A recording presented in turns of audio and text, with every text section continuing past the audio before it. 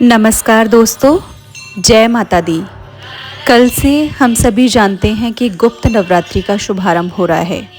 सनातन धर्म में माँ आदिशक्ति की आराधना के लिए वर्ष भर 4 नवरात्रे आते हैं। इनमें से चैत्र और शारदीय नवरात्रे पूरे भारत में बड़े हर्षोल्लास, भक्ति और उत्साह के साथ मनाए जाते हैं, लेकिन बहुत कम लोग जानते हैं कि इनके अतिरिक्त 2 और नवरात्रियां भी आती हैं। माघ और आषाढ़ मास की नवरात्रियां, इन्हें गुप्त नवरात्रि के नाम से भी जाना जाता है। ये नवरात्रि बाहरी उत्सव और भव्य आयोजन की अपेक्षा आंतरिक साधना, भक्ति, आत्मचिंतन और माँ भगवती की एकाग्र उपासना के लिए विशेष रूप से महत्वपूर्ण मानी जाती हैं।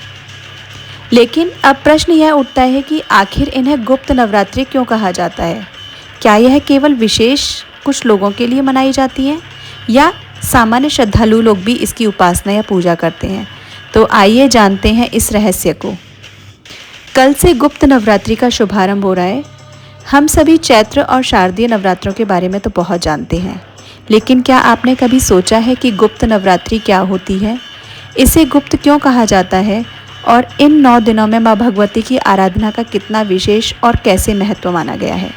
आइए आज इसी के विषय में सरल रूप में हम जानने की कोशिश करते हैं। सनातन धर्म में वर्ष भर में 4 नवरात्रियाँ आती हैं। 2 नवरात्रियाँ चैत्र और शारदीय और 2 माघ और आषाढ़ मास की नवरात्रि। गुप्त का अर्थ होता है जो भीतर की साधना से जुड़ा हो, जिसका उद्देश्य दिखावा नहीं बल्कि आत्मशुद्धि और ईश्वर से गहरा संबंध स्थापित करना हो।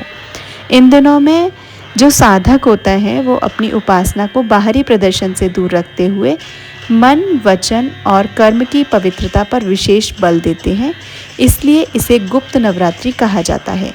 लेकिन इसका अर्थ यह बिल्कुल भी नहीं है कि यह केवल कुछ विशेष लोगों के लिए है। माँ भगवती अपनी संतान में कभी भेद नहीं करती। जो भी श्रद्धा, विश्वास, निर्मल हृदय से उनकी उपासना करता है, उनका स्मरण करता है, उन पर उनकी कृपा अवश्य बरसती है। इन 9 दिनों में माँ के 9 रूपों की आराधना की जाती है।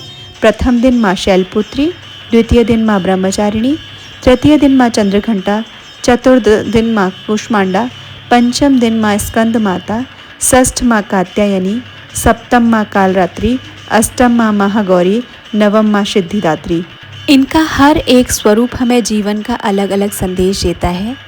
साहस, धैर्य, ज्ञान, करुणा, शक्ति और अंततः आध्यात्मिक शांति। ओम ऐं ह्रीं क्लीं चामुंडाय विच्चै या देवी सर्वभूतेषु शक्तिरूपेण संस्थिता नमस्तस्यै नमस्तस्यै नमस्तस्यै नमो नमः। अंत में मैं बस इतना ही कहना चाहूँगी कि माँ भगवती को भव्य मंदिरों से अधिक सच्चे मन की भक्ति प्रिय है। यदि आपके हृदय में श्रद्धा है, आपके कर्म में पवित्रता है और आपके मन में किसी के प्रति द्वेष भावना नहीं है, तो यही गुप्त नवरात्रि की सबसे बड़ी साधना है। आइए इस पावन अवसर पर हम सब मिलकर माँ आदिशक्ति से प्रार्थना करें कि माँ हे जगदम्बे, हमें सद्बुद्धि दें, धर्म के मार्ग पर चलने की शक्ति दें, हमारे भीतर के अहंकार, भय और अज्ञान का नाश करें तथा समस्त संसार में सुख, शांति और मंगल का आशीर्वाद प्रदान करें। जय माता दी।